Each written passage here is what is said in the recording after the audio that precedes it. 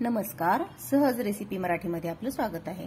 आज आपण एक वेगळ्या आणि नवीन पद्धतीचा नाश्त्याचा प्रकार तयार करणार आहोत, जो की तयार करायला तर सोपा आणि चवीला अप्रतिम आहे, शिवाय पौष्टिक आणि पोटभरीचा सुद्धा आहे। चला तर मग सुरुवात करूया। इथे मी एक स्टीमर घेतला, त्यात पाणी घातले आणि त्यावर ही जाळीची प्लेट ठेवली, त्याला तेल लावून घेतलं। आता 2 मध्यम आकाराचे बटाटे घेतले, वरची साल काढून असे जाडसर त्याचे काप तयार करून घेतले आणि आपण या स्टीमरवर ठेवून याला 5 मिनिटांसाठी मध्यम गॅसवर वाफ देऊन घ्यायची आहे।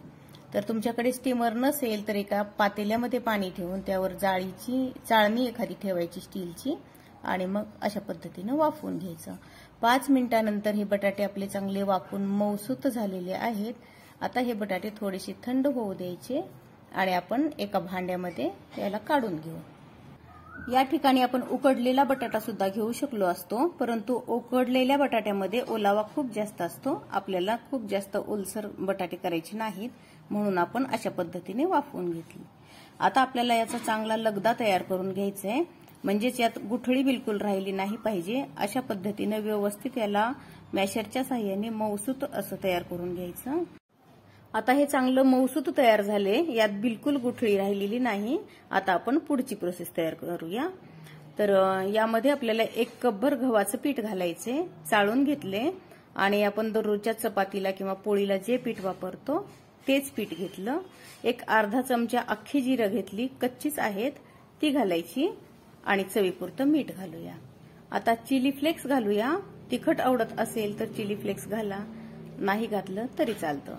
आपण यामध्ये आता थोडंसं तेल घालणार आहोत, थोडंसं म्हणजे पोहे खाण्याच्या चमच्याने अगदी 2 चमचे तेल यात घातलं आणि या बटाट्याच्या ओलाव्यामध्येच आपल्याला ही कणिक मळून घ्यायची आणि लागलंच तर सर्वात शेवटी थोडंसं पाणी इथे लावायचंय। तर आपण बटाटे उकडलेले घेतले असते तर त्यात मॉइश्चर खूप जास्त राहिलं असतं आणि मग पिठाचं प्रमाण जास्त घ्यावं लागलं असतं, ज्यामुळे की नाश्त्याची चव थोडीशी कमी आली असती। तर आता 1 ते 2 चमचे इथं पाणी फक्त वापरले मी। आता याचा घट्टसर गोळा मळून घ्यायचा। तुम्ही बघू शकता, खूप जास्त घट्ट नाही, पण पोळीपेक्षा किंवा दररोजच्या चपातीपेक्षा थोडासा घट्टसर गोळा मळून याला झाकून ठेवायचं 10 मिनिट किंवा मग 5-7 मिनिट ठेवलं तरी चालतं। आता हा गोळा चांगला मुरलाय, पुन्हा याला व्यवस्थित मळून घ्यायचं आणि एखाद्या पोळपाटावर घेऊन याचा असा लांबटसर गोळा तयार करून घ्यायचा आणि एका चाकूच्या साहाय्याने याला असे उभे काप द्यायचे। एक मध्यम आकाराचे याचे काप तयार करायचे। तर व्हिडिओ दाखवल्याप्रमाणे अशा पद्धतीने याचे काप तयार करा आणि हे पीठ एका भांड्यात काढून घेऊ, त्यावर थोडंसं कोरडं गव्हाचं पीठ भुरभुरवायचं आणि यातला एक तुकडा घेऊन त्याचा असा रोल तयार करायचा। हे बघा, अशा पद्धतीने याचे रोल तयार करायचे। तर खूप जास्त मोठा तुकडा असेल तर त्याचे असे 2 तयार केले तरी चालतात। हे बघा, अशा पद्धतीने मधून डबल करायचा। हा रोल खूप जास्त जाड करायचा नाही किंवा खूप पातळ नाही। अशा पद्धतीने 4-5 तयार झाले की याला चाकूच्या साहाय्याने असे कट देऊन याचे असे तुकडे तयार करायचे, छोटे छोटे असे याचे तुकडे तयार करूया। आता हे तुकडे सर्व एकत्र जमा करायचे, पुन्हा यावर थोडंसं पीठ घालायचं, भुरभुरवायचं आणि याचे छोटे छोटे हातावर अशा पद्धतीने रोल तयार करायचे। मी अजून एक तयार करून दाखवते तुम्हाला रोल। तर आपण शेंगोळ्याचे कसे रोल तयार करतात त्या पद्धतीने, हे बघा असे। हे काम थोडं वेळखाऊ आहे, मात्र घरातील कोणाची एखाद्याची मदत घेऊन तुम्ही हे रोल तयार करू शकता। एवढ्या पिठामध्ये माझे 2 प्लेट भरून हे रोल तयार झालेले आहेत। आता हे रोल आपण पाण्यामध्ये उकळून घेणार आहोत। तर गॅसवर कढईमध्ये रोल सहज बुडतील इतपत पाणी ठेवायचं। पाण्याला चांगली उकळी आली की हे सर्व रोल अलगद पाण्यात सोडायचे। गॅसची फ्लेम हाय टू मीडियम करायची आणि मग याला 5 मिनिटांसाठी आपण शिजवून घेणार आहोत। सुरुवातीला मिनिटभर याला न झाकताच असं थोडंसं उकळी येईपर्यंत ठेवायचं, हलवून घ्यायचं एकदा आणि आता गॅस थोडासा कमी करायचा आणि यावर झाकण ठेवायचं। झाकण ठेवून आपण 5 मिनिटे याला शिजवणार आहोत, परंतु 1-2 मिनिटांनंतर आपण एकदा पुन्हा याला व्यवस्थित हलवून घेऊ, म्हणजेच ढवळून घेऊ आणि नंतर झाकण ठेवू। आता 5 ते 6 मिनिट झालेले आहेत, आपले हे रोल चांगले शिजून तयार झालेले आहेत।